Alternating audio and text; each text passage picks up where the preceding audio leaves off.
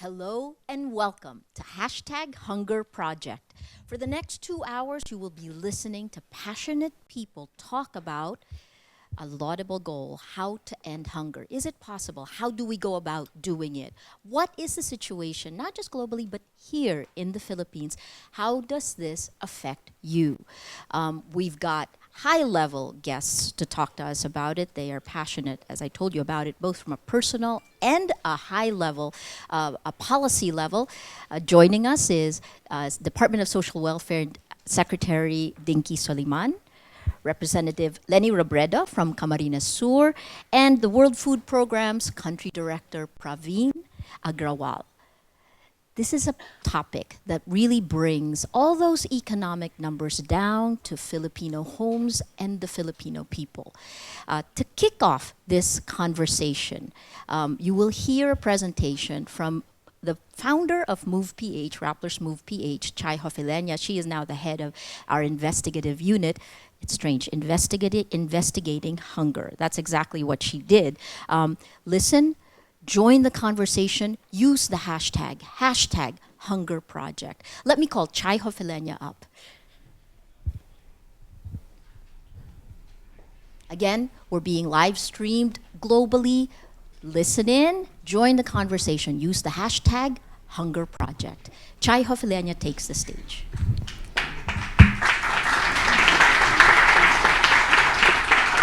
Thank you, Maria. Good morning, everyone. We're very happy that you could join us. We heard that coming over took quite some time on a Monday, especially, and traffic must have been horrible, but we're all here.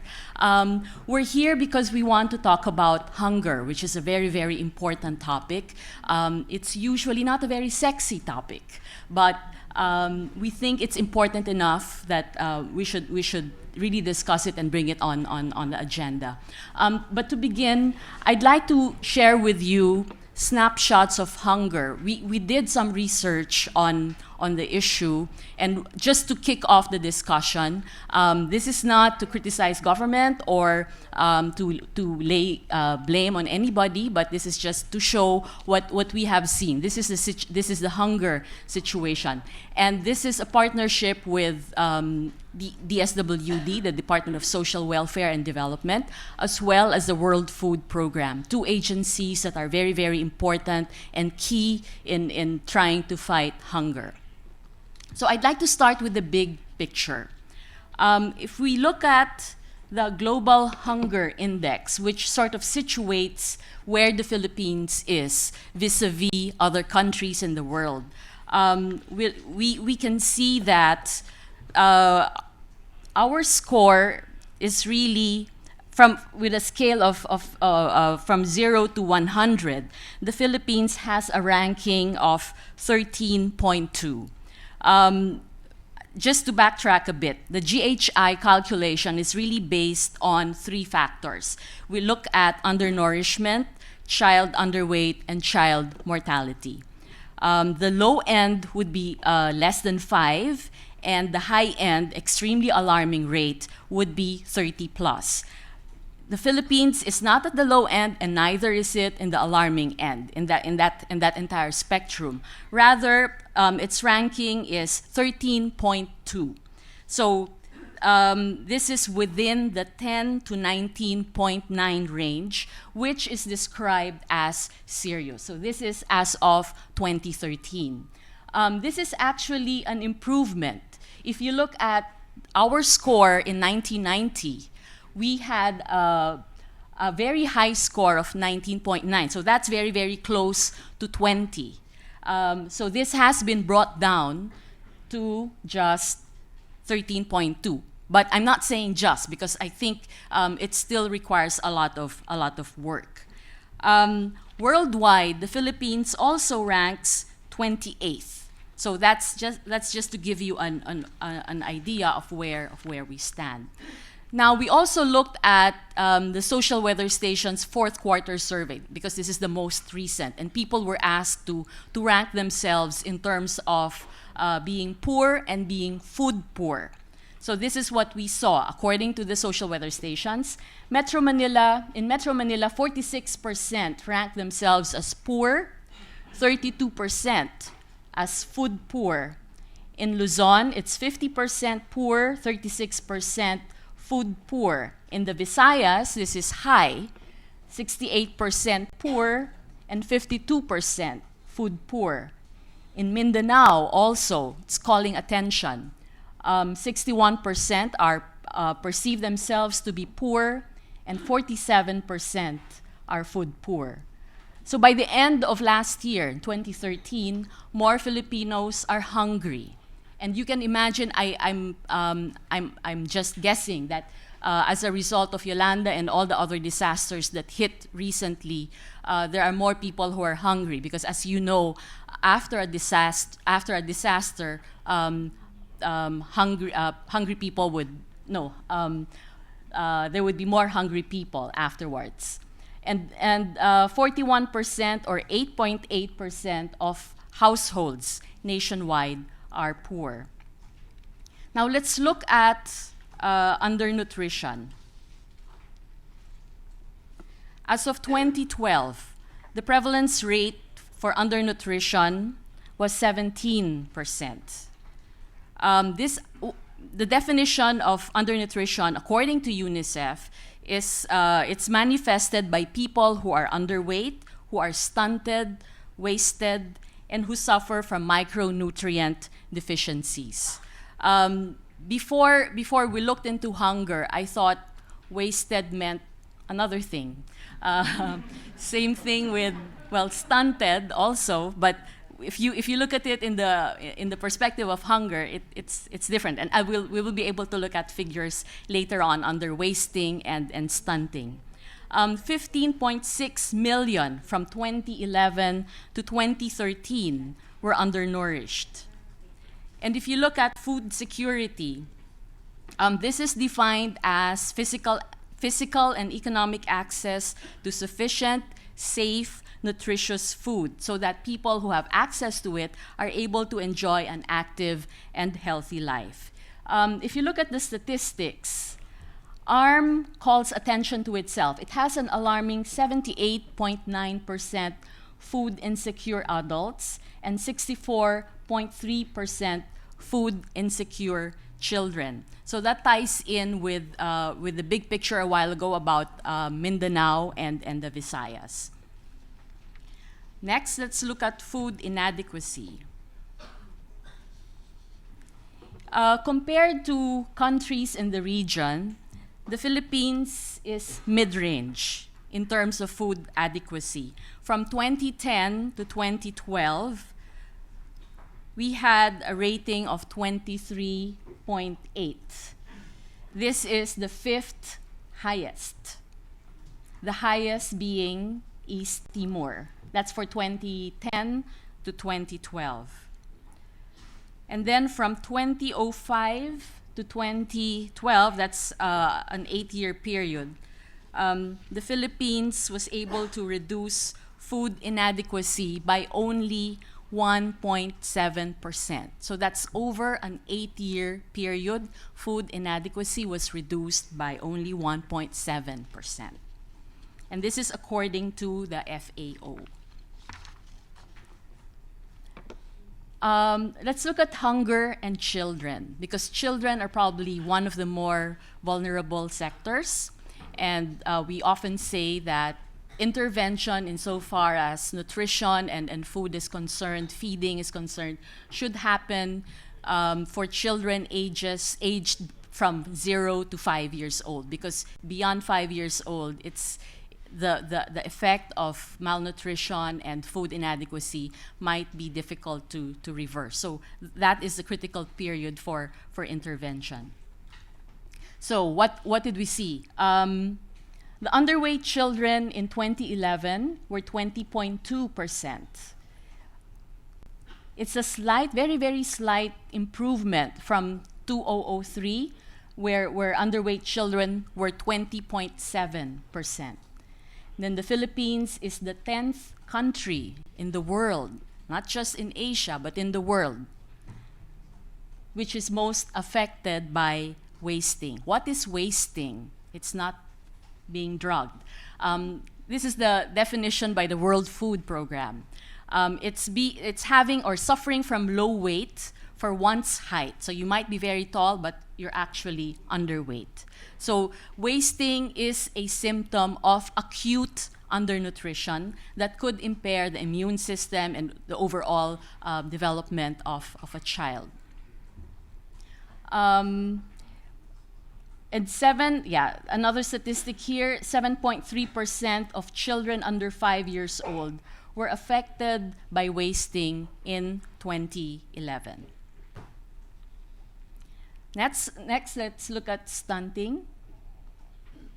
Stunting is shortness for age due to long-term nutritional deprivation. So if there is inadequate nutrition, then this could affect a child's mental development. The child will most likely perform very poorly in school. And if a child performs very poorly in school, that will affect productivity, that will affect chances of getting employed in the future.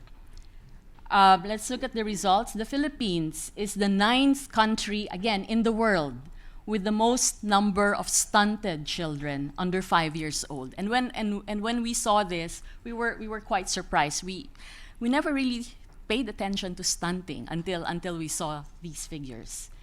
And then 33.6%, that's more than a third, about a third, of children under 5 were stunted in 2011. These are the latest available figures for stunting. That's why this is 2011. And then for 2008 to 2011, across all regions, the stunting prevalence was never lower than 22%. So 1 out of 5 is stunted, and that's nationwide in all regions. And again, ARM has the highest prevalence of underweight and wasted children. Next, let's look at hunger and education.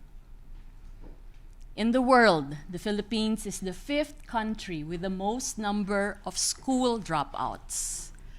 So you can imagine the implications of that on the future. If a lot of our students are not completing college or are not finishing school, then what will the future hold for them?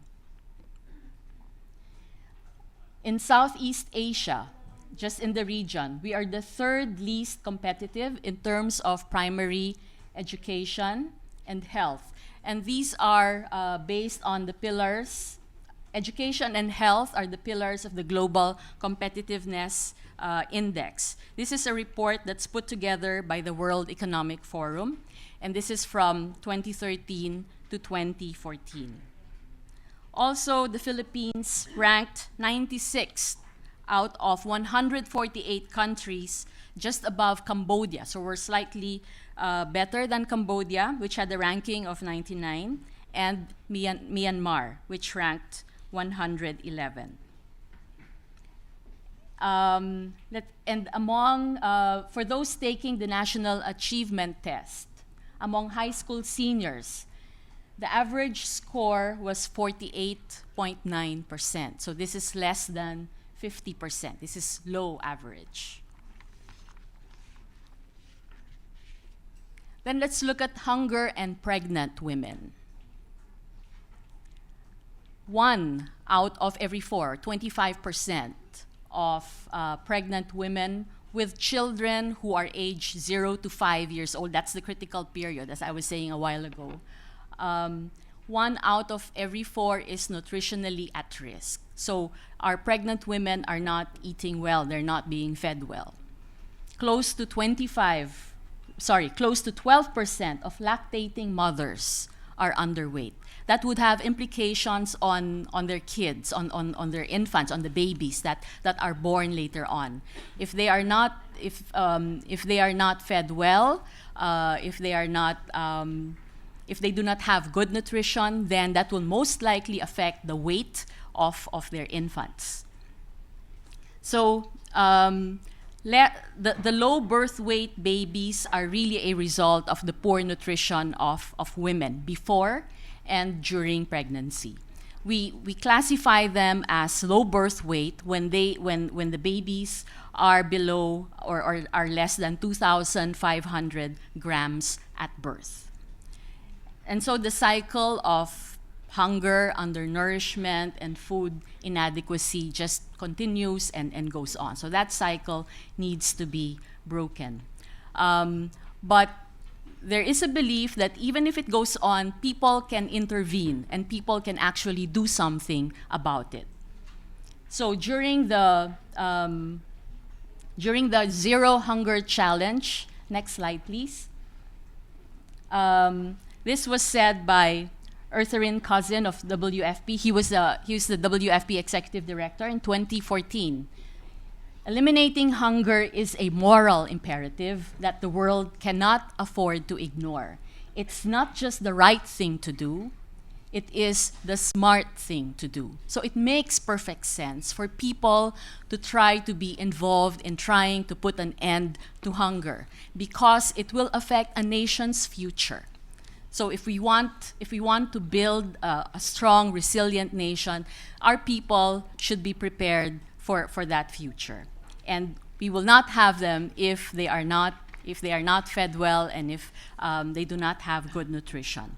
This is actually the backdrop. This is the reason why we created what we call the microsite. This is the Hunger Project microsite. As I said earlier, it's a partnership between the SWD, WFP, and Rappler. We hope that this will be an opportunity to mainstream the issue of hunger, to mainstream the problem of hunger.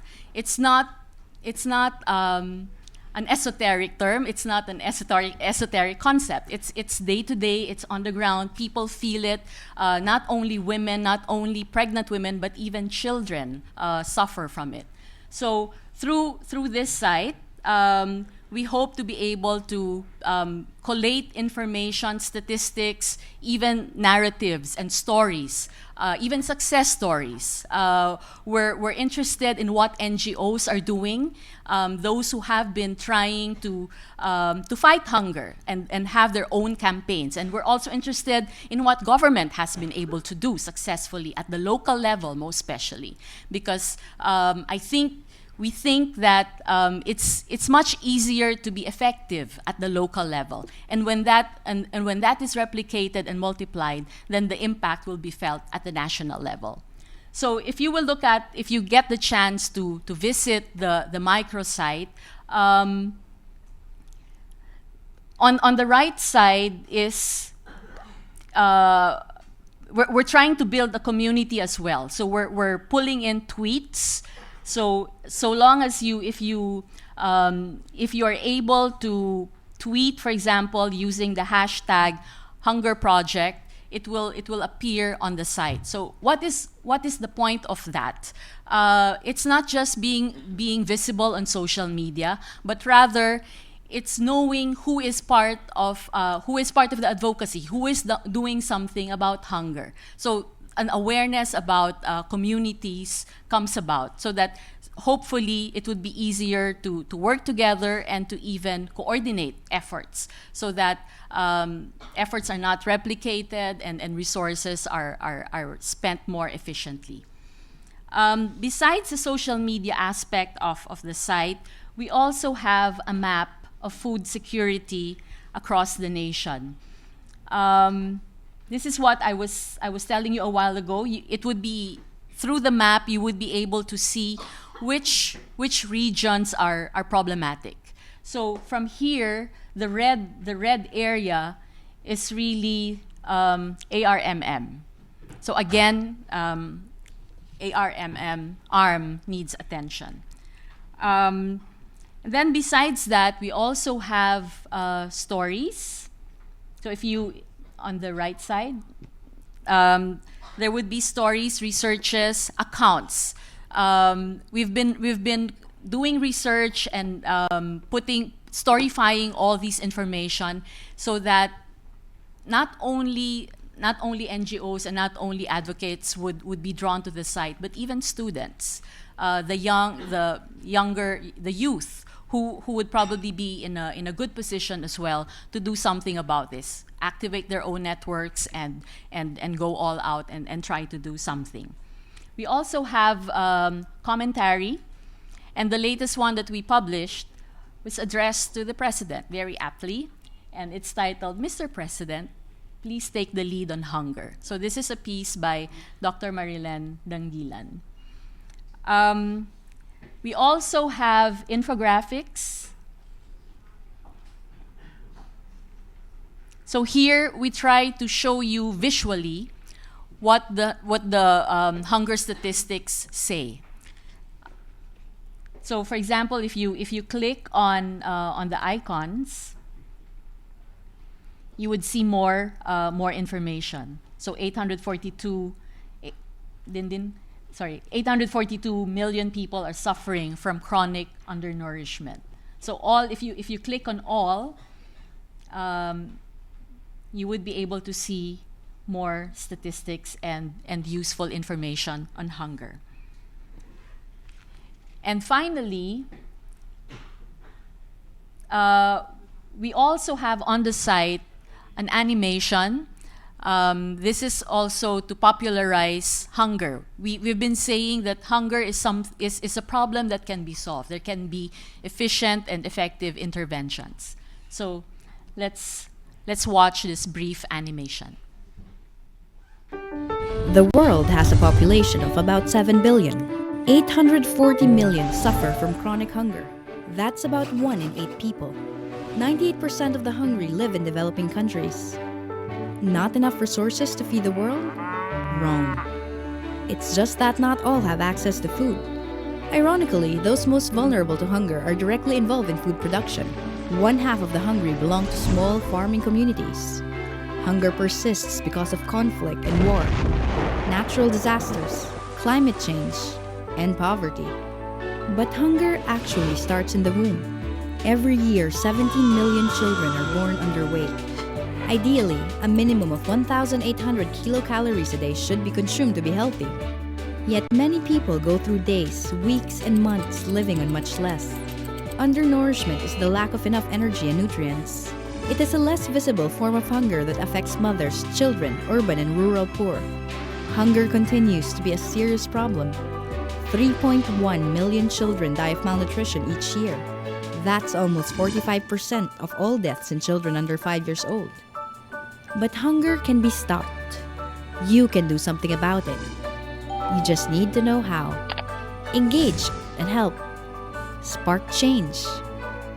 Stop hunger.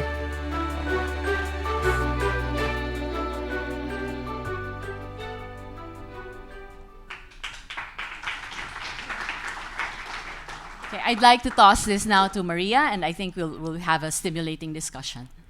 Thanks so much, Chai. Let me call on stage the people who will turn these numbers into not just real people, but the real work that needs to be done. Up first, let's call up Secretary Dinky Soliman, who heads the Department of Social Welfare and Development. This is a woman who has worked for decades with non-governmental organizations. She then moved on to government. Please go ahead, Secretary Soliman. She joined government. She headed DSWD under the Arroyo administration and then had the courage to reverse a position and turn the nation upside down along with the Hyatt 10, and then went on. Now she comes back. She is leading the charge to bring inclusive growth to Filipino homes. This petite woman is where the rubber hits the pavement in this country's fight for hunger. The next, another woman, don't worry, we do have one man on the panel. The next woman is Representative Leni Robredo from Camarines Sur.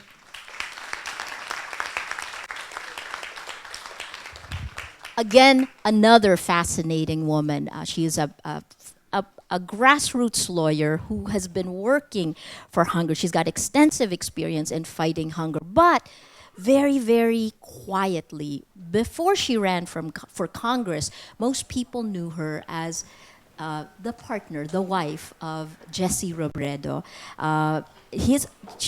With him, she helped turn Naga from a third to a first income city.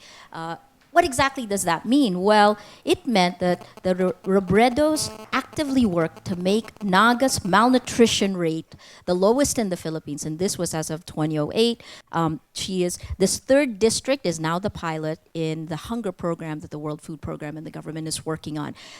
Lenny Robredo. Not to be overpowered by the women, we have, last but not least, Praveen Agrawal. He is an Indian. He's passionate about people. He spent the past 30 years working on developmental and humanitarian issues, 25 of those years with the World Food Program. He was born in India, but he calls himself a global gypsy. And when I asked him what he wanted to do, he said he wants to make a difference, and hunger is one of his key issues. Please join me in applauding our panel before you even hear them speak. They've been working on hunger for a long time.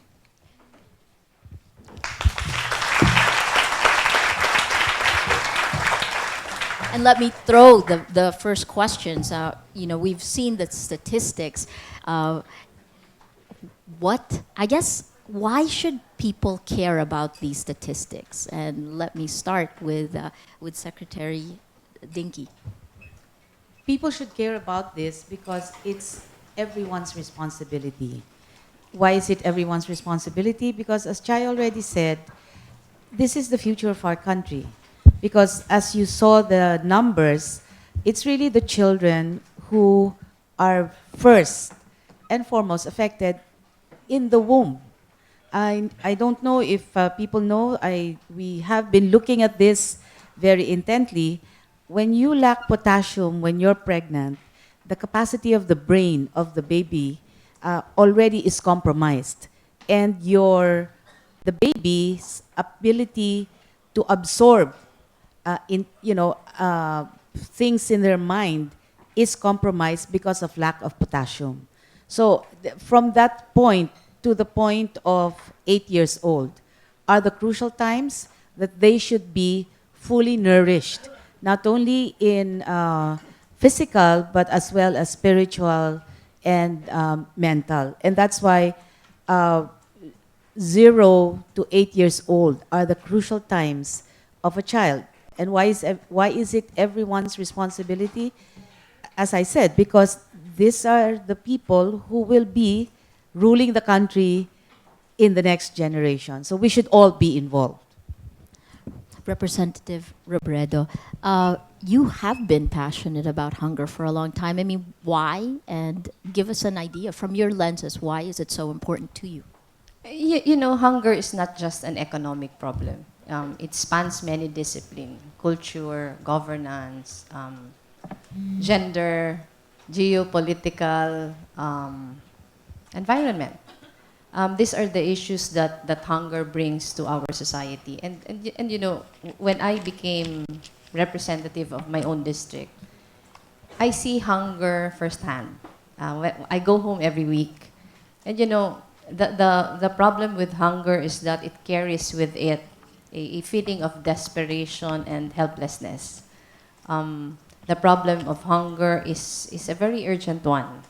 And we do not just have to talk about it, rather we have to present concrete solutions to our constituents. And Praveen, you're coming into the Philippines. What does the Philippines look like? We've seen the stats, but from looking at it, how does it look through your lenses? Well, thank you very much, and good morning. I think one of the biggest challenges for the Philippines is going to be not only the traditional roles of hunger, but the income distribution. Looking at the country and the different areas, and then the statistics you just demonstrated this morning so well for our audience, I think one of the biggest issues that we need to start looking at is how do we address some of these income distributions. We can have poverty come down, but hunger, as also Congresswoman just mentioned and Secretary Dinky mentioned, is not a short-term or an immediate problem. We need to look at this over the medium and long term. So are they getting the right food at the right time? and in the right quantities. And this requires the utilization of cash, of monies, of income in an appropriate and correct manner. So do we have the resources as families, as households, to address these issues? Are we eating a balanced diet? I mean, are we just eating rice? I know that rice is a staple, and we eat roughly about 120 kgs of rice per person in the Philippines. That's phenomenal, that's very good. But we need to accompany that with meat, with eggs, with fruit, with vegetables, so we have a balanced meal. And Secretary Dinky mentioned about the growth of a child. It all begins there. If the child is not well nourished, then they will have the less potential for growth. And that begins with the mother. If the mother is malnourished, then the child will be malnourished. So we are inevitably in a cycle. So I think one of the issues and challenges that we need to look at is income and income distribution. Fantastic. Joining us at AIM today, if you take a look with me, are many of the men and women, the non-governmental organizations who are also working on hunger. Please join the conversation. If you've got questions, you can raise your hand. I can give you a mic. Also online, go ahead and use hashtag Hunger Project to ask questions of the panelists, the very knowledgeable panelists we have. Let me throw it right back to Dinky. Dinky, it's a huge problem. You've been working at it, and it is actually also your passion. How are you? The first question, I guess, is can we really end hunger in the Philippines, and what's the first step you want to happen? Yes, we can end hunger. As you saw the stats, we have been improving since 1990. So that's the first, meaning there's hope. I mean, we are moving to a better place for the children. How can that be done? Well, right now, with government, we are working with 3 national government agencies, DepEd, Department of Health, and DILG, specifically to address the situation of hunger. And that's through the conditional cash transfer. The conditional cash transfer provides for cash to keep children in school and to keep them healthy. So that means the mothers are going to the rural health clinic with the children with weight monitoring as part of the condition, and the children are kept in school at 300 pesos per month for 85% attendance and 500 pesos for health grant for once a month attendance. And in the last impact evaluation, in the areas where the impact evaluation was undertaken, it was a snapshot done by World Bank and ADB with Social Weather Station as the data collector. 30% decrease of stunting was actually reflected. So it really means that if we just focus the resources and there is convergence of the national government agencies and the role of the local government unit. Now, when I speak of local government unit, I actually would focus on the local social welfare and development office, the local health officer, and the local government unit planning officer, because they're the ones who can actually monitor. What about the local chief executives? It depends on the local chief executive. If the local chief executive is committed, is honest, is with integrity, you have a good partner. If it is the opposite, then you have a big problem. But then, as I said, we work directly with the local government bureaucracy, the local social welfare and development office, as well as the health. So that's one, because the other one is the supplementary feeding program that we are undertaking with, now this time we really need to work with the local government unit as a devolved agency, where we provide funds for the LGU to provide for daily feeding of daycare children in 45,000 daycare centers. So these 45,000 daycare centers have an average of 20 to 30 children. So I think we serve more than 1.5 million children last year. where the mothers themselves are the ones who prepare for the food and will get the materials and the fund from that supplementary feeding program. I will admit that it's very uneven because, again, it depends on the local government unit and the local chief executive. And that's something we want to go into partnership with civil society organizations. But this year, we were given funds to work with DepEd to precisely work with grades 1 to 6 in areas where there are identified wasted children. And this will then be, I think, a more targeted approach to the wasted children. And finally, we are doing massive supplementary feeding now, over and in addition to all of what I have said, in the Yolanda affected areas, using the donations that had come in for children. Again, that's working with DepEd. That's just the start of the basic things that we do for this problem. It seems so huge. I mean, in the government itself right now, it is facing many problems, and it's running after a ton of things, despite the great numbers that we're getting economically. Where does it stand in terms of priority of the administration? It's a priority. It's part of the first, when we speak of poverty reduction and human development in our cluster, hunger, food security is part of it. And under that, food security includes asset reform, the income distribution that Praveen was talking about, and delivery of the basic services of actual food. Because there are, as already indicated in the stats, there are poor families with children who are already at the level of wasting and very hungry. So it's a high priority for the cluster. Fantastic. And to the local government unit, Lenny, what are the challenges of actually making this work? I mean, you've had experience doing this. Today, what stands in the way?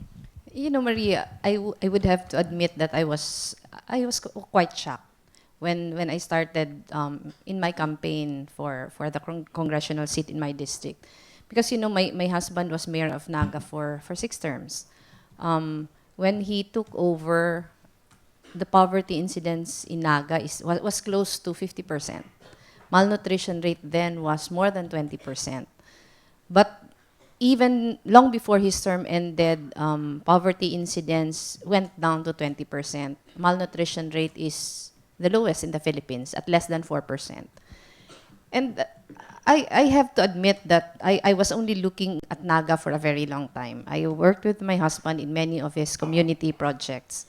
And when I finally became a candidate, my eyes were open to the fact that Naga was an island in a sea of poor governance, poor health stats, poor poverty stats. In my district alone, and Naga is included in my district, poverty incidence is also close to 50% right now. Malnutrition rate is more than 20%. And I discussed this with Secretary Dinky already, that I would really want to do what my husband did in Naga. My husband really made the poor households the suppliers of government's demands. For example, government provides for the feeding programs of daycare children. And the Naga City government made it a point that supplies for that wouldn't be sourced out of the city already. But the city government did a lot of capability building programs in order for poor households to be able to supply the needs of the daycare centers themselves. Meaning to say, in one set of funds, you are able to target income and health problems. That is one. Another is the city government also provides for school supplies, school bags, etc. for indigent school children. Before, the supplies were being sourced out by the city from Divisoria or from other suppliers. But then after the capability training sessions of these poor households, the poor households themselves were made the suppliers of this particular supply. So in other words, the income being generated from that is also felt by these poor households. I had the opportunity to tour Secretary Dinky around. Yeah. One of our biggest suppliers of the daycare program, food for the daycare feeding program, is a PWD woman whom we helped before. And right now, she is running a multi-million food contract, which redounds already to the benefit of the persons with disabilities communities in Naga. And we intend to replicate that outside Naga. There are a lot of success stories in the city, but government has to take an active part in not only providing for the environment, not only providing for opportunities, but taking a very active role in making sure that these poor households will be capable enough. These poor households will be able to compete in an open market. These poor households will be able to stand on their own after some time. And the challenge really is, I think this was mentioned by Secretary Dinky already earlier, it is a case-to-case basis approach with regards to local government units, because not all local government leaders are proactive. Not all of them are open to the idea. We have been selling this very idea to them already. As early as the first month of my being congressman of my district. And the limitation really is that my position is lawmaking. My authority is really very confined, in the sense that I do not really have access to funds to be able to push for the implementation of this project Full Blast. I would have to depend on the cooperation. I would have to depend on the local government units on hand. So if we talk of limitations, that is my limitation. Fantastic. Go ahead, please. But, because it's Feel Women's free. Month this March. Yes, And yes, the absolutely. PWD, the person with disability, actually, I would like to call her a differently abled person, because, she rides a tricycle. And the way she puts up, or the way she starts up the tricycle is, she puts her back, and then she starts it this way, and then she moves in. And she was delivering all of these things. So I just thought that is important to say to the public, to the world, that people can do something. And look at this woman who had done this. Differently abled, mobilized the community. She lives in a community, again, by Naga, very far, but it is a community for persons who are differently abled. So there can be many things done. And she supplies, multi-million na siya, di ba? She started small. By the way, we also helped. That was part of our self-employment assistance program.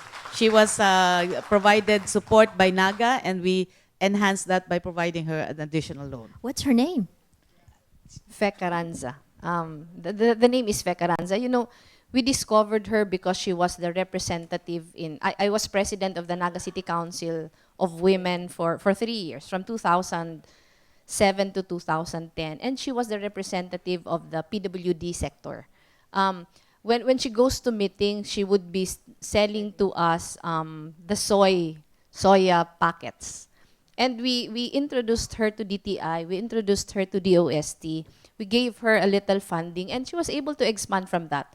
Right now, she has been dealing with the SWD in the sense that the SWD has been providing her with contracts, supplying for the feeding programs of the different daycare centers, even outside Naga. Fantastic. We will go from the success stories, from the micro, and then pull it back up. But let me pull it back up and go to Praveen and ask you, you've been addressing global hunger. Globally, how does it rank in terms of how it's being addressed, and then where does the Philippines stand in that from what you've seen so far? How do you rate us? Thank you. I think globally we're making huge strides in addressing the issue of hunger. And I think, as you heard, and you very kindly quoted our executive director, it is not only the right thing to do, but the smart thing to do. And I think it touches on various elements that both Secretary and Congresswoman talked about.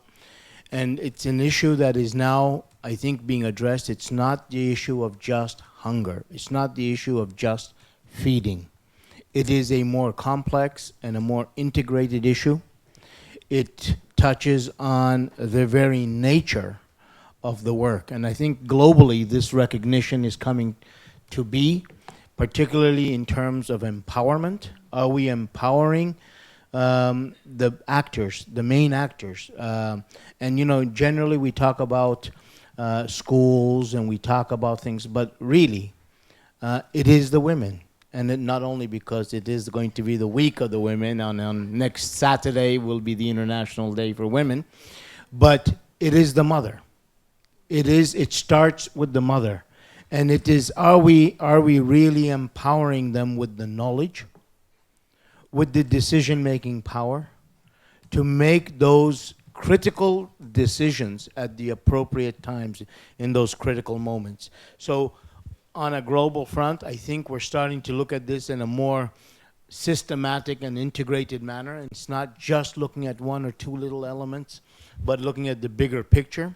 It is a question of nutrition, as we've heard. You know, are we eating the right foods? Are we eating the right... It is a very simple thing. Why is there stunting?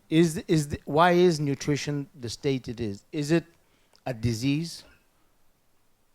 And the answer is no. It's preventable. It can easily be preventable. In my opinion, it is not a disease. It is how we choose to live. And are we affording that right to the poorest amongst us? And so I think from a global perspective, we need to look at that. We need to look at ownership. Are we appropriating, becoming the ones who are making that decision? And I think both Congressman and Secretary Dinky talked about it. It really talks about what is the legacy that we wish to leave behind. Is our legacy going to be continued indifference? Or do we really want to make a difference? And I think she talked about institutional strengthening. She talked about capacity development amongst the local governments, amongst the local entities, and not only public administration, but I think it involves also the private sector. And every person has a role to play in this. I love this one. Will it be continued indifference, or do we want to make a difference? Secretary Dinky, you have had to deal with so much in the last 6 months. We've seen you go from September Zamboanga to Bohol to Yolanda to Tacloban to all these areas. Aside from the normal programs that you have in place, PPPs, how do you weave hunger? How do you think about it? How does working on these crises that you didn't plan for and then having these long programs, how do you see these things? How do you put them together?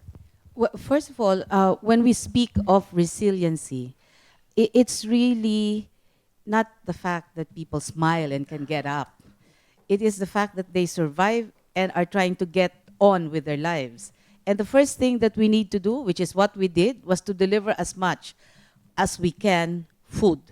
Because in every disaster, food becomes the most important item.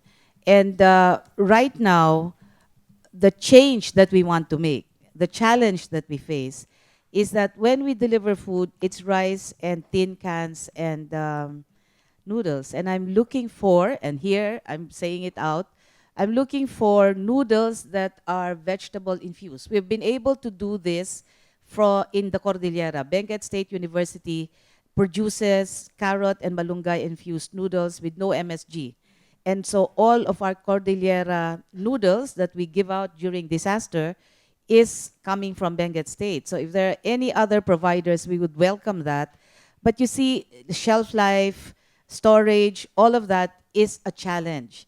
Because providing food is one thing, but providing food that is nutritious is another thing. And we admit, when I had to eat also, as the rest of us did, in Leyte and Samar, every day are the sardines, corned beef, meatloaf. These are all high MSG, high sodium, and you really get to wonder if we will continue to provide that for all of Eastern Visayas up to the end of March. And we're looking for ways to change that. So that's how you wrap it around the hunger situation. With children, we are doing supplementary feeding, and thank you to the high energy biscuits of World Food Program, because really the high energy biscuits, if you don't know what that is, Praveen will explain, but it's something that we provide immediately when it comes to children and senior citizens. It's high protein, and it will carry you through, especially in areas where you cannot immediately cook. But I think the most important for me in the work that we do is in preparation, meaning preparing communities to face a natural event so that it won't be a disaster, is actually preparing them to store food and prepare food in a way that they can eat almost immediately after the storm. That's one lesson of Yolanda. And we're trying to do community mobile kitchens. Again, I'm going to ask all those who are interested, young people, create your own mobile kitchens and go out and provide hot food, because I will tell you that we can try to provide as much, especially if the LGU is, as a first responder, is immobilized. Uh, so that's part of also addressing that in preparation for a natural event. But to me, the bigger challenge is they are less susceptible, they're less vulnerable if they are already nourished. So the first level of intervention really is, even there is no disaster or a natural event, we should be doing the work that we're doing, supplementary feeding, but we need, my thinking is that, again, you know, small groups of people can adopt a daycare center and really walk with them, adopt a grade school, just one class. In other words, there are simple things that one can do. Street children, there are many NGOs who are working with street children. Hook up with them, because they do feeding programs for the street children, but my only appeal, don't feed them on the street, because that they will not get off the street. Bring them to a barangay hall or bring them to a social hall, a faith-based facility. The immediate action that one can do to relieve the hunger pangs are so many.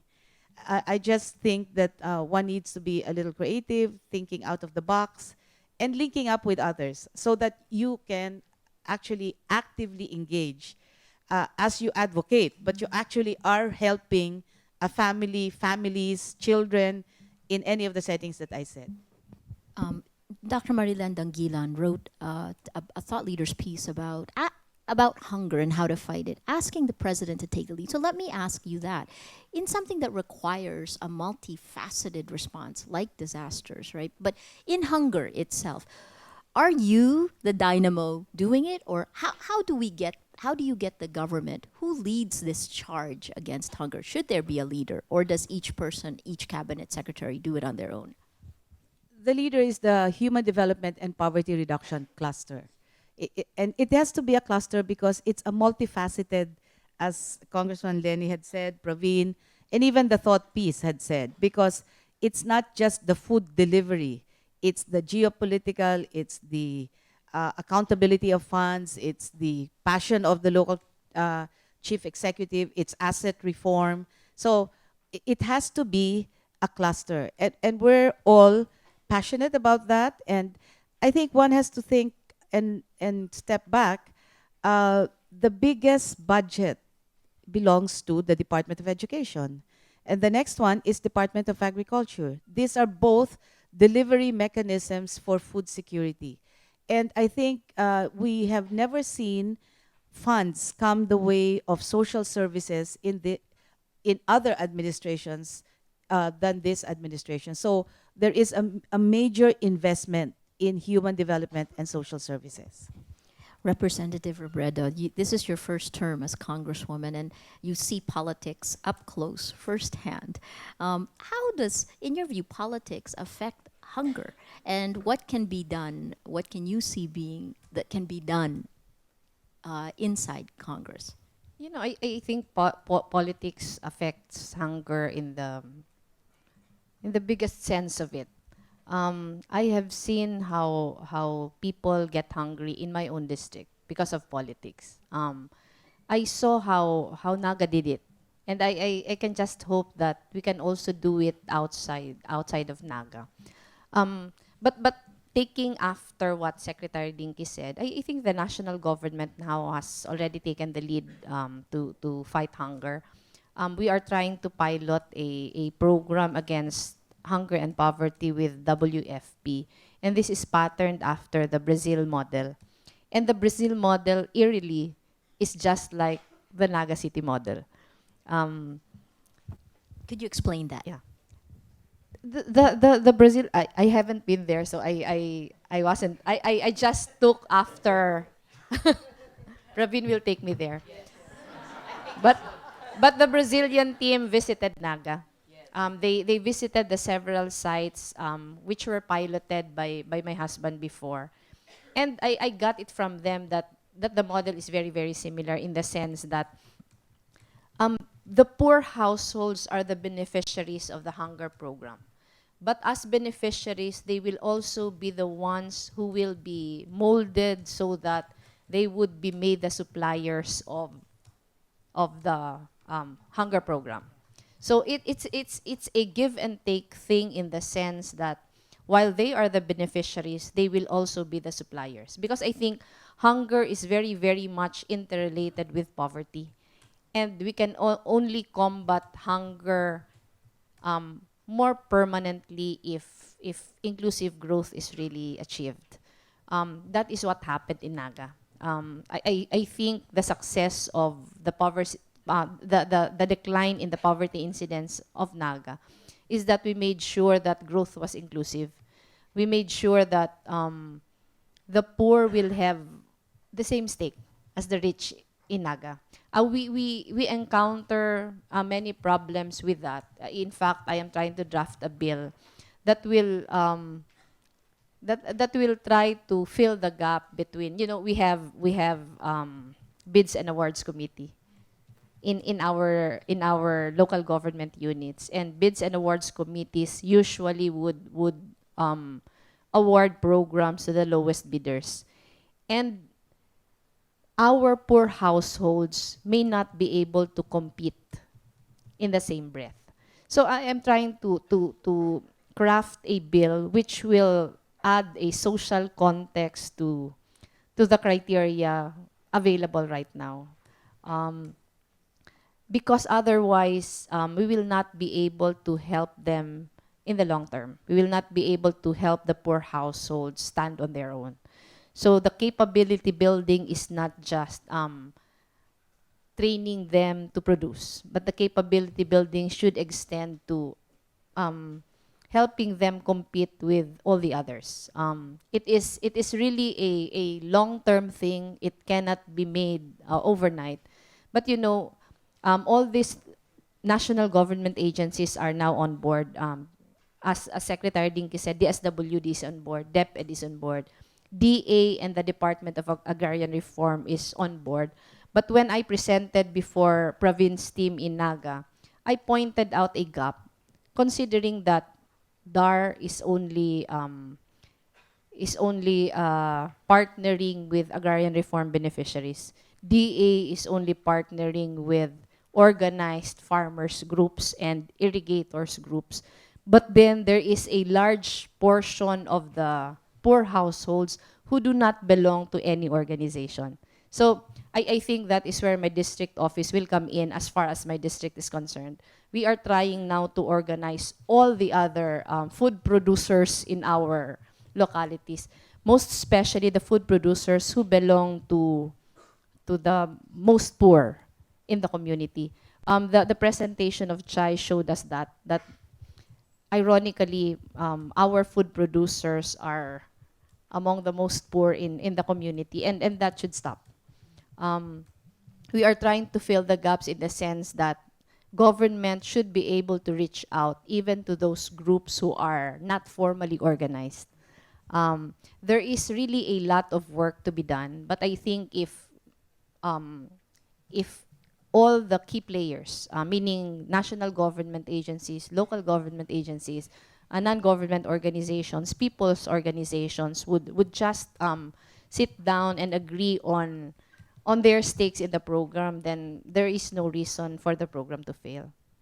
So, go ahead, Just Secretary. to build on what Congresswoman Lenny had said, it's like this. We have a budget of close to 2 billion pesos for supplementary feeding. That's already allocated. So for Camarines Sur, that there is a portion that of that 2 billion that we will actually be already using for supplementary feeding. As she said, we will now buy it from the organized groups of farmers.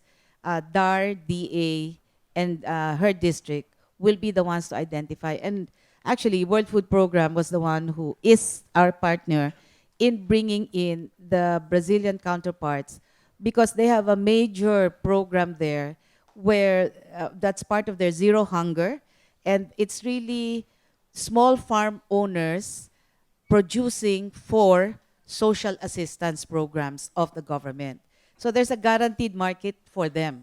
That's why, as Lenny had said, we really need to reach out to the poor households so that they won't be left behind, because usually the agrarian reform beneficiaries already are amortizing owners, and the Department of Agriculture are already part of irrigators association. But then yung mga walang lupa, those who have no land but are tilling the land, they should have a part of this endeavor, and that's what the partnership is all about. We're all excited about this because we're doing this in Camarines Sur. We have done this in, we're going to begin to do this in the Cordillera, in Atok, and we're also going to do this in ARM. That would be challenging, but we will try. Fantastic. We will try. So- So they have, I must say, there is an existing World Food Program in ARM, not in that way, but a lot of food production incentives. I mean, they are incentivizing with us and the ARM government food production in the area. So fair to say that you're really putting in place linkages so that inclusive growth is bottom up. You're creating an ecosystem. That's what you want to do. Praveen, since the World Food Program brought in Brazil, is looking at the Zero Hunger Program of Brazil, describe it. What are the? Why did you decide this was a good model for the Philippines, and bring it to these women? Well, I think the congratulations really goes to the Brazilian government, to President Lula, who began this process. And it's quite remarkable if one looks at how many people they have been able to pull out of poverty. The program looks at establishing at the national level mechanisms, legislations, laws, financial procedures in place that enable the flow of funds not only for the various activities, but for the people. So it goes down to the municipal or provincial and municipal levels. So they actually have a law that says that at least 30% of local funds, if they are spent on food, must be from local production. Now, I don't think there is a single farmer, small, minute, small, medium, or large, that wants anything for free. Yeah, they all want to work. And I think by having markets and by having structures in place, people will take and use the systems. So if we have a credit system and that system requires a guarantee for product, and there is somebody guaranteeing that product and that sale, then the farmer will take the credit. There's no way around it that he will not. He's not going to sit back and say, just give, give, give. Okay? So I think this model addresses various issues. It looks at pricing, so there isn't inflation. It looks at supply to ensure we're doing the right product, so we're not introducing a product and then go through all the steps of initiation of starting up. It's like looking at each area and saying, what do you do best? You know, so if it's coconut, it's coconut. If it's rice, it's rice. If it's sugar, it's sugar. It's identifying that mix of commodities. Also looking at, basic vegetables. You know, potatoes, carrots, corn, cabbage. Um, so it's a process that began, and there is a whole administrative legal structure at the highest of levels, and it was led directly by President Lula, in which it brought together all the various entities in a commission. Yeah, so it required this constant monitoring, and today you're starting to see the fruits of it. So you have association of cooperatives and people who are linked into the cooperative, but also others which are the non-farmers who are producing are also linked to the cooperatives. So it's a model that really works. Secretary Dinky, why did you like it? How far along are we now? You mentioned, and Camarines Sur, of course, then we'll go directly to Camarines soon, but how far along are we on this now? We're waiting for the first harvest, and we're going to buy it in Camarines Sur. Already, we're at that level because it's a pilot. It's with DAR, NDA. We've met, and as I said, as soon as the harvest is done, there are several daycare centers who are already poised to buy the rice. Let me give you another perspective. El Cigaches Village, which is the National Center for Physically Disabled Children, they cook 6 sacks of rice daily. 6 sacks of rice daily. So can you imagine if we just buy it from small farmers, the energy it will release in terms of really helping small farmers. So that's the idea of this. So we are at the level of pilot testing it. As I said, the first harvest comes in March or April. We bring it to the daycare centers. Well, Lenny can tell more about their organizing the other farmers whom we can expand. We're at the level of detailing out the plans in Cordillera. And in ARM, we are sitting down with the government because of the transition to just define where the areas are. Because we need to agree with them the areas so that we don't get in the way of the other processes that The are peace going process. on in ARM. That's- Yes. What are the complexities that you have to try to deal with there? I mean, you've got that transition to the Bangsamoro and the peace process ongoing. How is this going to work together? We have to work very closely with OPAP on this because the transition is such that the existing programs that we have is being done with ARM and ARM government right now. And so what we are doing is that slowly institutionalizing it as a program, and that's not just this food security effort, but conditional cash transfer. That's the biggest number that we have. Because as you saw, it is the most poor and the most challenged, both on food and on health. And at the same time, putting up mechanisms, which is led by the regional government right now, so that when the transition happens, it can slide in. That it's not rooted in the political structure of ARM right now. That a professional group from the government of ARM is going to manage that process. So it's a bit complex, but we need to work on that. Let me ask on the local government in Camarines Sur, how did you get this to the grassroots? How was it received? How far along is it going in the process? You know, we still have a lot of challenges right now. The first challenge, I think, is changing the mindset of local government officials. Despite the fact that they are the people on the ground, it seems that some of them do not yet see the urgency of going full blast into the program. Let me give you an example. If you look at the budgets of local government units, of the programs that they identified as their priorities, nothing in the list would would really answer the hunger problems in their own localities. So we're really trying to deal with local governments who are not responsive to this particular issue. We are dealing with a lot of bureaucratic requirements that really puts a limitation to the program. My example to that is the requirement of the Department of Agriculture, that they can only give supplies, they can only give farm implements, they can only extend help to accredited farmers organizations. And you know, a large bulk of our farm laborers do not belong to any farmers organizations. So even if we try to organize them, the fact that DA requires them to be accredited would require a great deal of fund, which is not really available.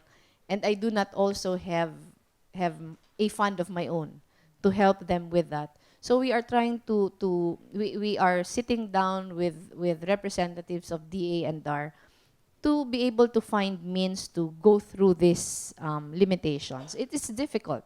It's difficult in the sense that organizing would require a certain amount of funding, and we do not have that. Or accreditation would entail a lot of processes. It will entail a lot of processes. It will entail a lot of funds required of farmers organizations, and that is not available. So while my office right now is in the stream of organizing unorganized farm laborers, we are also trying to deal with the requirements that are available in government. I was trying to ask Secretary Dinky before if Brazil has laws which we can replicate. The only problem is that I was telling Maria this earlier. It is different in Congress in the sense that if you have a good idea, it will take a lot of time before it becomes a law. And I think So that's diplomatic. where that's the power behind local government units. I saw how my husband did it in Naga. When he has a good idea, he immediately implements it. If the implementation is successful, it immediately gets institutionalized, so that even if he is no longer there, the programs still keep coming. For example, one such program on hunger my husband did was that they were trying to look at statistics in education. And one such alarming statistic was that in 2 barangays in our city, the cohort survival rate was alarming. And they found out that one of the reasons was that children were hungry. One of the reasons was that schools were too far away from the houses, that children have to walk 2 hours each day to and from school.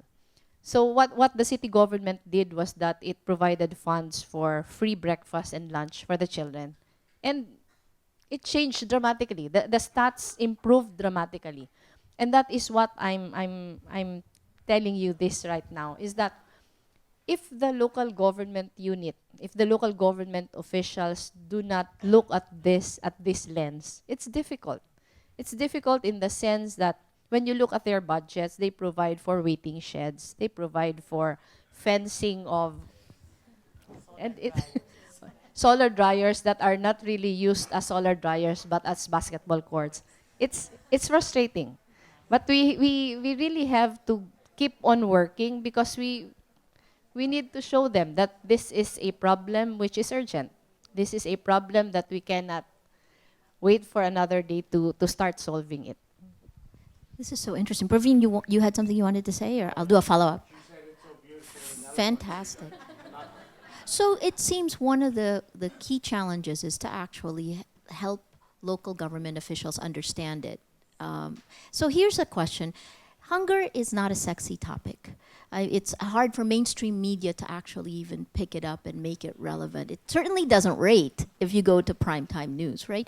And that kind of media exposure then makes it, helps local government officials understand it. I guess in your way now, given this, how do you fast track? because it seems, well, we're in the last 2 minutes of the administration, which I'll come back to that. So how do you do this? How do you get all the local government units on board? I think the seal of good housekeeping is one way. We should incorporate more items in the scorecard to force local government units to improve their statistics.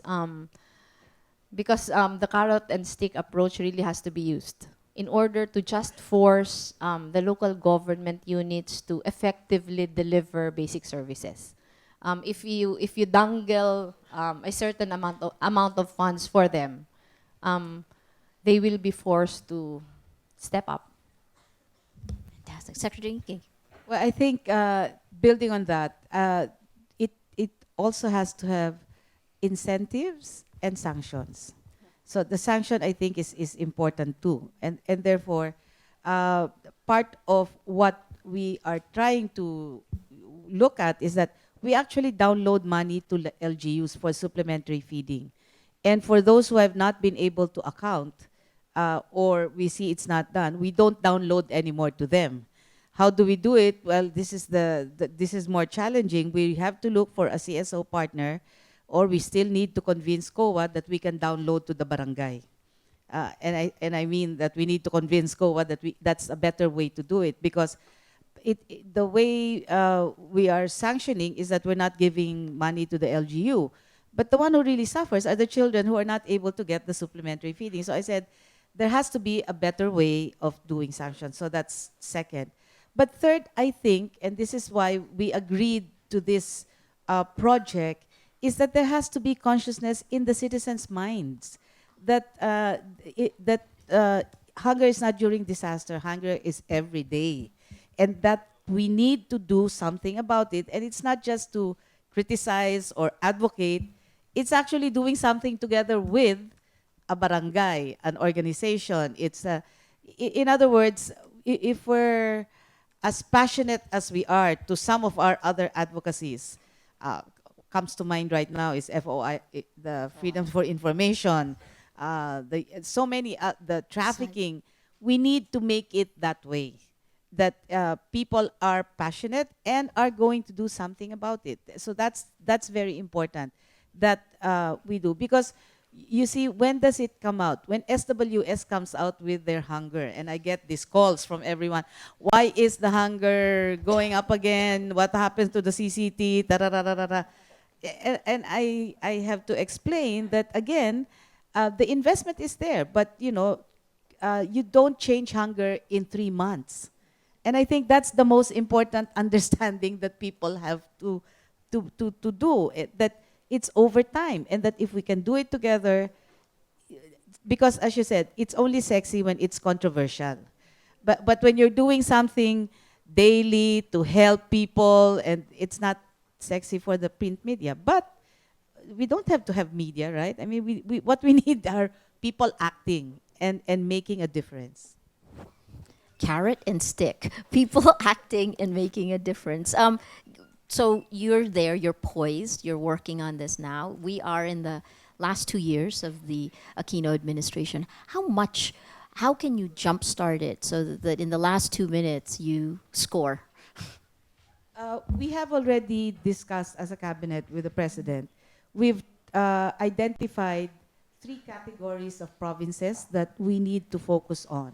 One category is provinces where the magnitude of the poor is big.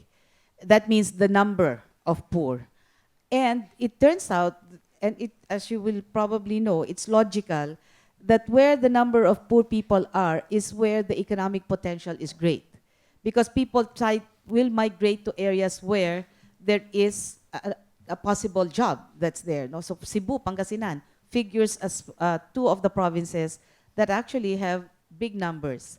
So the idea is to help these provinces so that we address the situation of poverty, which includes hunger, by putting in investments in these areas for inclusive growth. The second is that of high poverty incidence. And here that means the investment is high on social services, high on human development, so that's education, health, so that supplementary feeding for one, so that those who are very vulnerable and it's really at the bottom can move up on these areas. And third, we have to recognize that there are multi-hazard areas, and the multi-hazard areas figure into the planning. And so we overlay all of that and work together to ensure that, for example, in areas where the magnitude of the poor is high, we put the multi-hazard, we bring in a lot of preventive measures so that the investment on the economic opportunity for inclusive growth, you mitigate it going back. So the last 2 minutes is really focused on this in a very, as Secretary Asi Balisacan will say, in a spatial and sectoral positive action. So the geography, the sector, and positive action, which means working together as a national government. And I cannot overemphasize what Lenny had said and what Praveen is saying. We need to really work with local governments. But you know, to make the local governments work, we need citizens' action. We need active citizenry in it. And active citizenry at the level of the municipality, at the level of the city. Citizens making them accountable. Sure, you make us accountable, and fine, we will be. But look, the people, the first level, the first responder, the first phase is the barangay captain, is the mayor, is the councilor. Make them accountable too. That's what I'm asking the citizens to do. That's fantastic, and that's exactly, precisely one of the reasons why technology can help make a difference in this one. Now, keep engaged with #Hunger Project.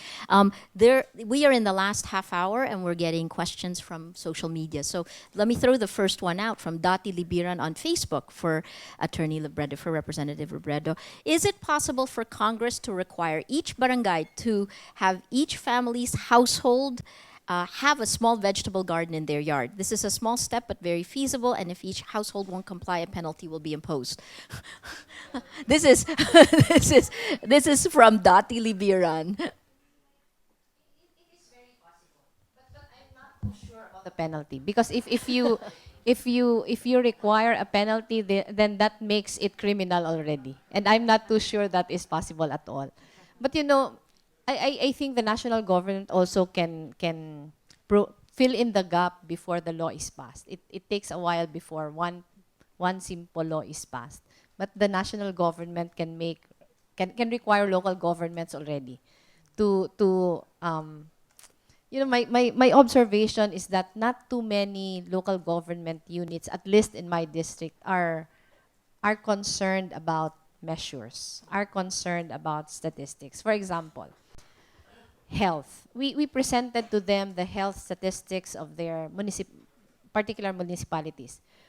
And my impression is that when they are able to provide medicines, when they are able to give financial assistance for hospitalization and others, they are already content with that, without being too concerned of the measures. And I think when we talk of fighting poverty, when we talk of fighting hunger, we have to be almost anal about measures. Given this particular fund, how do you translate it to improvement in current statistics? And that is where incentives should come in. That is where penalties should come in. This is something from Twitter at Munting Maya. What are the programs that the youth can participate in to help end hunger? Well, for on our end, we have a volunteer group, a volunteer program. We call it Bayanihan Bayan, that you can register. But you know, I think what is most important is for the youth to do it yourselves. I mean, it's not. You don't have to be part of a bigger program. You can be organized and just connect with the local government unit, connect with us, our regional offices, connect with any of the programs that you know, or start one yourself. I think we need to really be more creative and enterprising in addressing hunger. You can start one, and I know of several initiatives, in fact, of young people, and I would like to encourage the Twitter person to do just that. What do you think is needed in your neighborhood? And you can already start that. It's fantastic. Len, I think also the NSTP is a very big arena which we can tap. Um, I have seen NSTP programs which are not really proactive, and maybe if we get together all the NSTP coordinators and involve them in this particular program, we will be able to mainstream their activities to be able to better respond to this particular issue. fantastic. Any questions from the audience? I will come to you. Please introduce yourself and then the question. I'm Henry Stipona from Sorsogon. I have an NGO, Barcelona Mangrove Research Farm and Resort. We deal with environment. And my question is, what if I am a person in charge or I want the Filipino to be in the quagmire of poverty? The scenario is, I want to sabotage the soft structure, the infrastructure and the hardware infrastructure of the supply chain. The supply structure, the soft structure is like the pricing price, the wholesaler, and I'll introduce a very expensive fertilizer for the farmers not to afford or be get into loan. Then this is another issue of poverty for the farmers. And uh, another scenario is I let smugglers to come in order to compete with the current rice price. What will you do? Safeguards. Well, first of all, the proactive one on the second point is to link the small farm owners to the market, as what we are doing in social assistance. Meaning, the small farm owners will now sell directly to the buyer, which are the daycare center workers. Uh, on the on the smuggling side, catch the smugglers, put them in jail. That's what they should be done, and that should be done. And that's, I think that's part of what is being addressed with a great difficulty. But yes, put them in jail. That's the way. And how will the citizens help? Tell us. Come in with evidence, because it will not happen if there are no people conniving. And I think that's the most important thing. On the first one, I think this is the Secretary of Agriculture who's promoting organic farming, uh, trying to battle the age-old technology that has been introduced to us on high-yielding varieties. And he's been trying to change that and do a combination without compromising the supply chain. So that's really, I think, a big challenge. So if there will be, in Sorsogon, if there will be more people moving into organic farming as opposed to chemical-based farming, and prove that it is profitable, and it is actually proving that, uh, s- then you can change the face of the earth. I know of two initiatives. One is the Organic Farming Network and the Masipag technology, which already many farmers are using and are getting quite a bit of profit because they're using no fertilizer and how do you call the pesticide that's not used? Pest management, which is not using chemicals alone. Uh, integrated pest management. Thank you. That one. Okay. Sorry, go ahead. Any questions from the audience, please? Please introduce yourself and then throw your question. Thank you. I am Max de Mesa from the Philippine Alliance of Human Rights Advocates.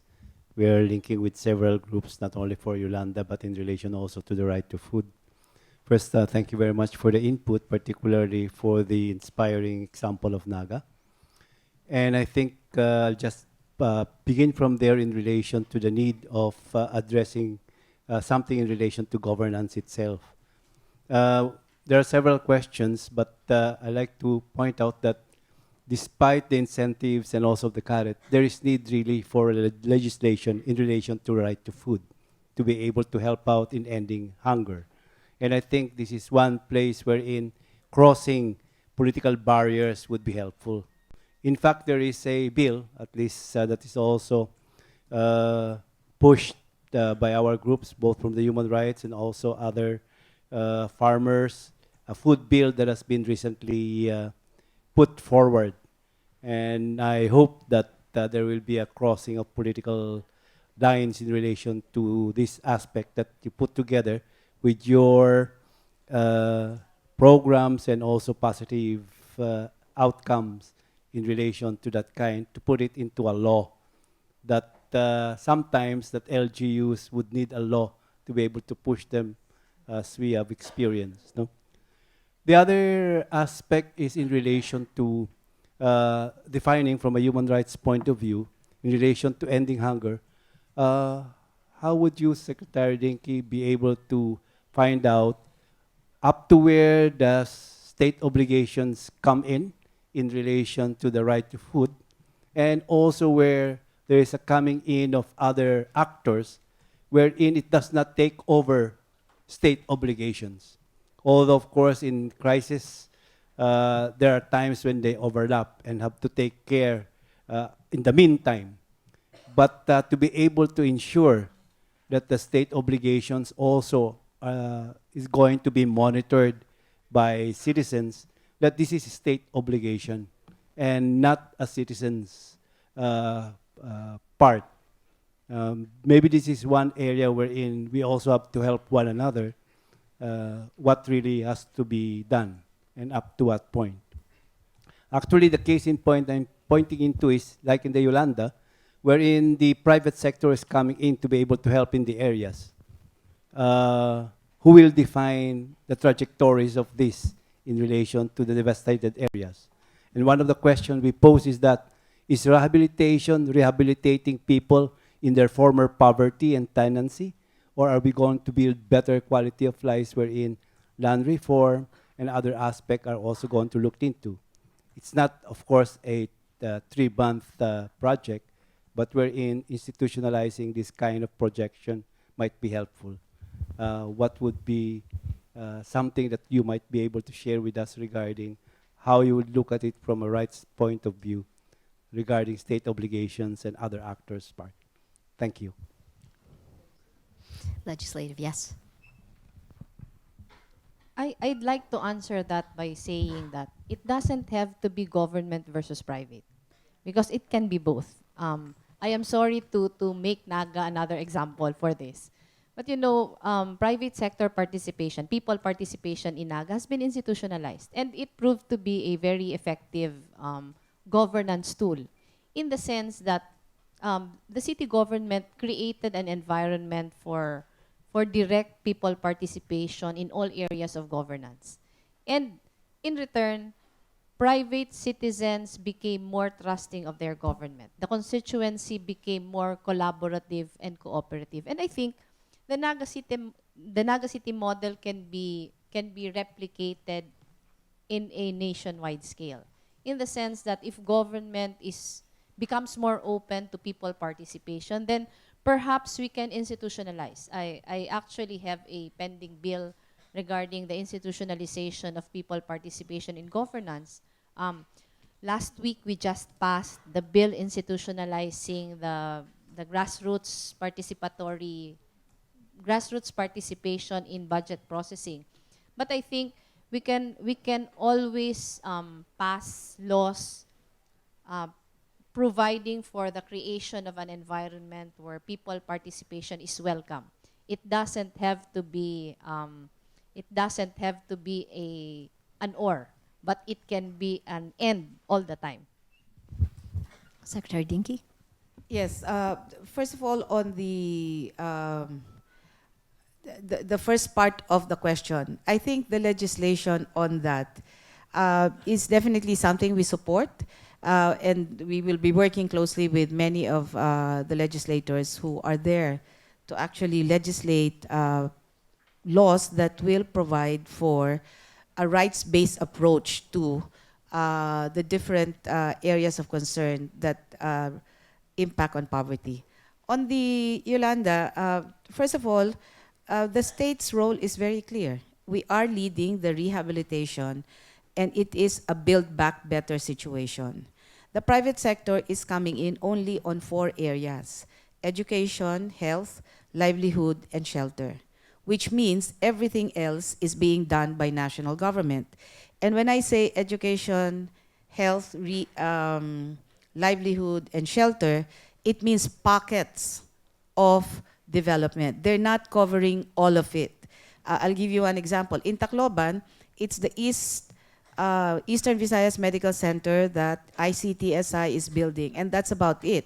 But all the barangay health units, all the rural health units will be undertaken by the national government. And there is already 30 billion that has been allocated, and you have done that through supplementary budget of 2013, which is what we are using at this point in rebuilding basically the district hospitals and the rural health clinics first.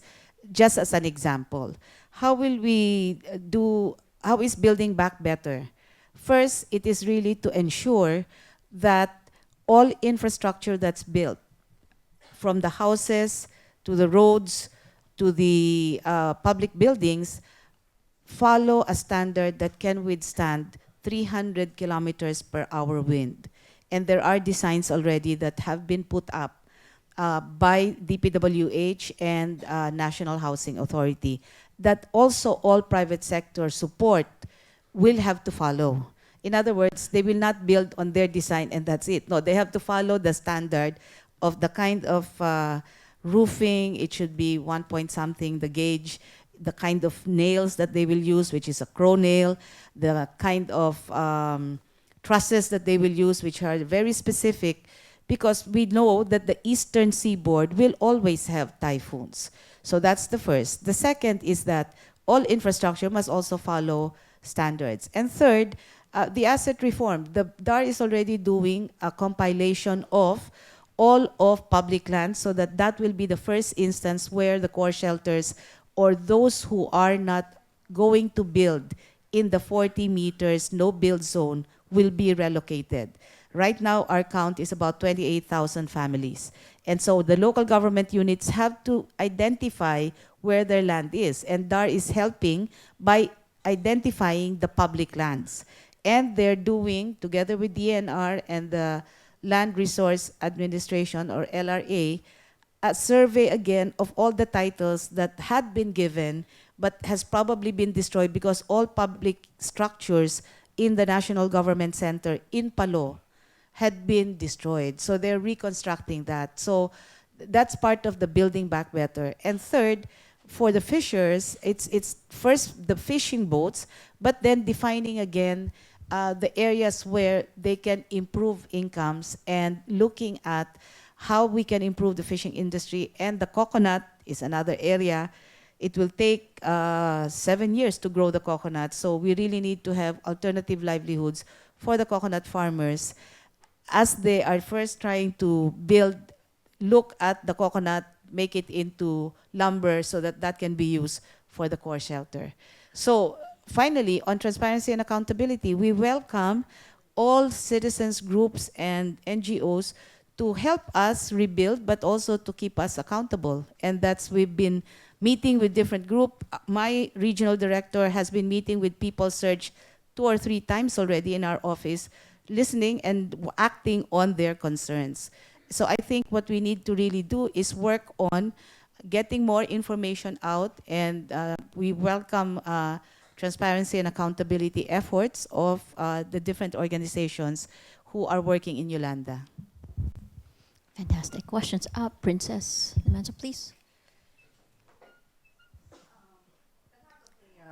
Your name and Issues and organization. Sorry, concerns that your have name and been organization, and then to the person that you give it to for our audience. Yeah, Ana Maria Namenzo from Women Health Philippines, and also from the Campaign for a Life of Dignity for All. A lot of the issues that have been mentioned refer to governance issues. But I would like to stress that there are structural inequalities that lead to hunger. And for example, land reform. We always say the lack of access to control and access to resources and lands contribute to poverty and hunger. So we still have the unfulfilled agrarian reform program. I think there should also be a review, a serious review of the privatization policies that have become a dominant strategy. I know the government has proposed or has adopted the three Ps, public, private, partnership. There is no gap in people's participation, in active citizens' participation in all the problems that society face. But we continue to hear problems of fisher folks who are denied coastal resources, fishing grounds, and because of the incursion of the corporate fishing industry. You have, actually we are now referring to corporate land grabbing, because even in the cities, you have these real estate developers grabbing all available spaces that that some of which should have been reserved for socialized housing.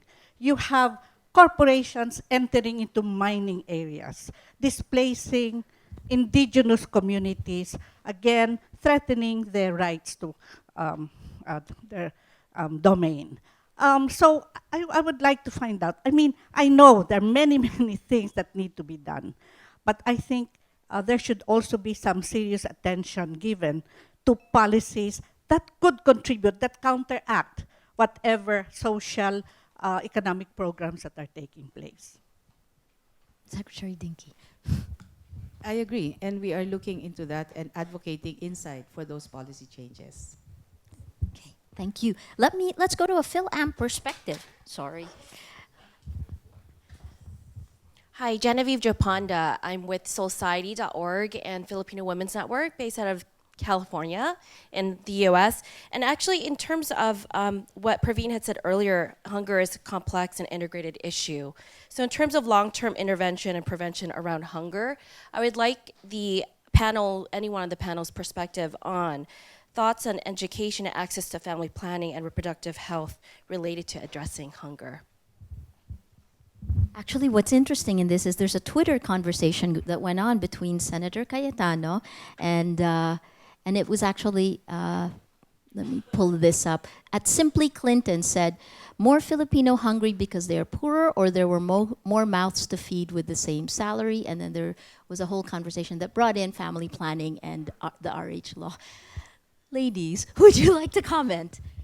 Well, the Department of Social Welfare and Development has an official position that we wish that we will implement the RH bill already, because we are the first one of the first. The next is together with DOH. We see this very, very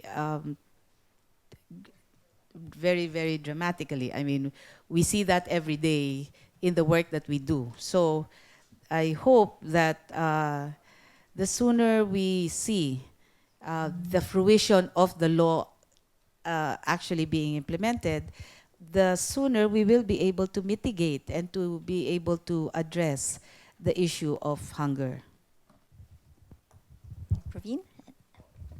Thank you for that. And I think everything that has been said this morning actually begins in the area that you just mentioned.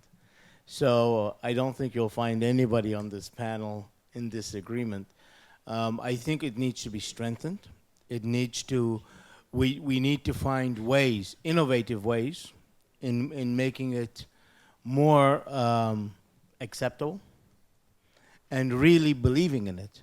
Because I quite feel that one of the biggest challenges in the area of hunger is really coming down to managing what we know, knowledge. It is coming to, are we communicating it well enough? And I think today, with this Hunger Project and being on live and with all our audience, I think we need to find fora in which we can actually communicate this in a meaningful way. But not only in these forums, but for the people themselves who are daily affected. one of the biggest issues, and it was mentioned, I think, in the very beginning, in the opening by Chai, is the people themselves that produce the food are the biggest victims. And this is not only for agricultural, it is for all areas. I think we need to find ways that partner. I think there's too many actions that are going on independently, and we need to bring them together. Find synergies. I hate this word, but it slipped out.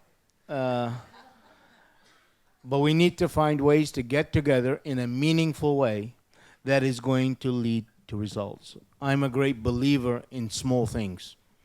If we can just do one small thing and make it work, I think that will make a difference. And I think if we do hundreds of little small things every day, then that will make the big thing work.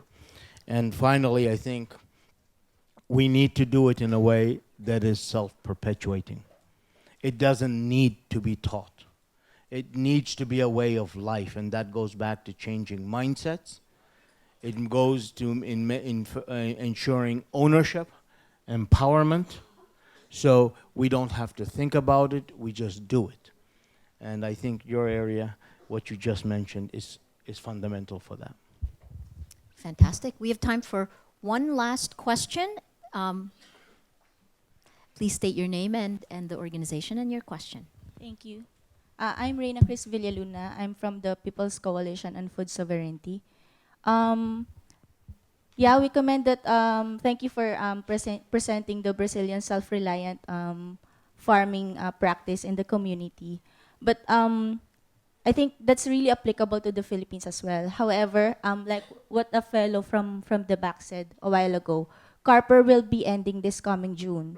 So what now are the concrete long-term projects of DA, DSWD, and other government organizations in the Philippines regarding the land distribution particularly, which is actually the vital element of self-sustaining and self-sufficient farming in the Philippines. Philippines is actually, the rural population and the farmers are actually the largest population in the Philippines. And yes, we recognize that the CCT and the feeding programs that the government organizations are actually launching to provinces and poor communities in the country is actually helping. But this actually seem bondage solutions. So what now are the concrete long-term plans of the government regarding this prolonged issue of hunger and poverty in the Philippines? Because, you know, Carper is running for like 25 to 27 years now. So it's not a new policy, it's not a new program in the Philippines. Secretary Dinky. They will cover, as far as I understand from Secretary Gil de los Reyes, up to 25 hectares. Right now, what is remaining is really 100 to 50 hectares that's not being covered, or that they're continually providing notice of coverages. In June 2014, it will not stop. As long as the notice of coverage has been given, they will continue to work on the land distribution. He admits that he may have problems in covering 10 hectares and below, because the retention limit is 5 hectares. So he doesn't think that he will be able to cover 10 hectares and below. But they are, right now, the commitment that has been given is that by June 2014, all of the private agricultural land should have received notice of coverages. Okay, please go ahead, Representative Robredo. May I just add to what Secretary Dinky said? I was in a meeting regarding the impending deadline in June, and one of the things that was being discussed is, would it be required of us, Congress, to extend the deadline? Because of the fact that there is still so much work to be done. It is an ongoing, I am not part of the Agrarian Reform Committee, but I was privileged to be in a discussion. We are trying to look at it in more concrete terms, in the sense that how much has not yet been awarded, what are the reasons why they have not yet been awarded. If there is a need to extend the deadline, we would. But what are the implications if the deadline would be extended? Okay, fantastic. Let me throw one last question. And it came from Twitter, but she's sitting right here in the room. I saw it cross and I thought it was interesting. From Chai Hofilenya, at Chai Hofilenya. How do you insulate the process from too much patronage, especially on the part of local officials? For us, it's making it a citizen-led process. We have a community-driven development program hand in hand with the conditional cash transfer. Right now, the parent leaders are the ones who are leading and organizing the partner beneficiaries. They're grouped into 25 to 30. That is meeting every month in the family development session, which means it's not just that they're waiting for the cash. They talk about me and my community. They talk about family relationships. And that is part now of our convergence of the other program of community-driven development, that they are the ones that identify what are the problems that they face and what kind of projects do they need to do as a community to address these problems. And the money that is needed to get these projects going directly goes to a community account. It does not go through the local government unit. It does not go through us. It's from national treasury. It goes directly to an account. The only official that's part of the account is the treasurer of the barangay because he is bonded. So in other words, the more people involved, the more citizens involved, the less patronage there will be. Because they will not see this as because of the SWD, because of the local government unit. They will see it because they acted and they acted in unison, in unity. So that's the main thing that we are doing to keep it from patronage. It's not easy. It's not going, the cultural and ethnic dimensions come in, but we've been doing this program for 8 years, and we have had very encouraging success of people taking on the power and taking on the changes in their community. Fantastic. Thank you very much. Let me throw it back to the panel for their final thoughts as we wrap this up. I'll start with Praveen, then we'll go to Representative Eleni and Secretary Dinky. Praveen, please, Thank from you. the World Food And Program. in closing, I'd just like to say that this has been a great opportunity. And one takeaway for me from this very interesting morning has been, how do we get our point out? How do we make it so that more people understand the issue?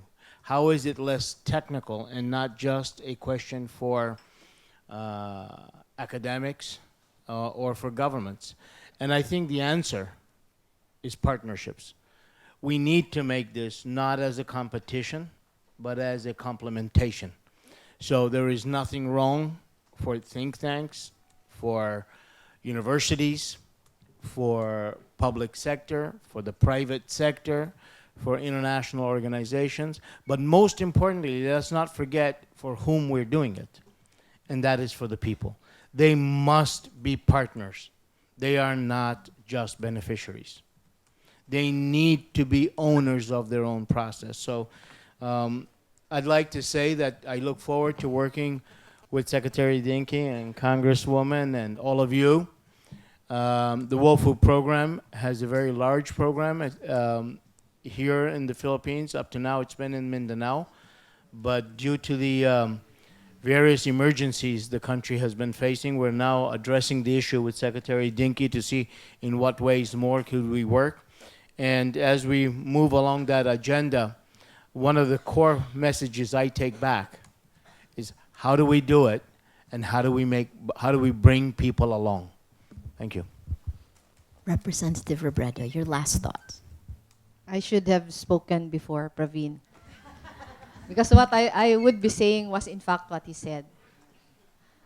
The poor households cannot just be made beneficiaries, but they should be partners. I am talking from one who has spent so much time on the ground. I was a community organizer for a very long time. The people on the ground do not really understand theories. They do not understand trafficking. They do not understand violence. They do not understand these things. So we have to make very concrete steps. If we if we need to start very, very small, we should, as long as we start now. Um, we can try to think of creative ways in instilling in the minds and hearts of people the urgency of hunger. But in terms of our partners on the ground, they should feel that we are doing something now. And I think the initiatives of the national government is really on the right track. That we are now trying to start small by piloting some areas, as long as we are able to demonstrate to people that we are serious about looking for programs to fight hunger. But really, everything is local.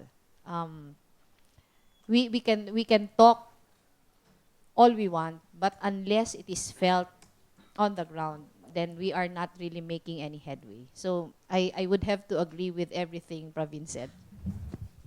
Thank you. Well, Secretary Dinky. one of the perks of the work that I have now is that there are so many pockets of hope and energy zones that I personally encounter. Citizen-led solutions, citizen-led actions that change their life and their community. There are so many already initiatives in the communities to address this. Because if they don't address this, they will die. If they don't act on hunger, they will die. Their children will die. So they are acting. Join us, join them in addressing and ending hunger by 2016.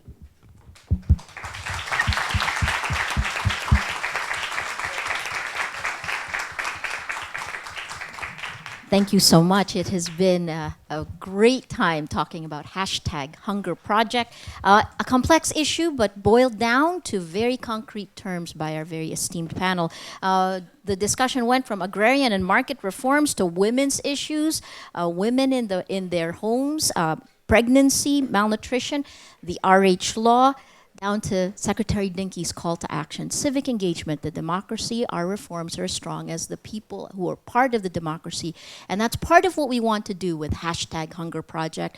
We'll continue this initiative. Go on the site, hashtag Hunger Project. The conversation on social media will continue. Spread the word, make it ripple. Let's fight hunger. Thank you. I'm Maria Ressa. Join us again next week.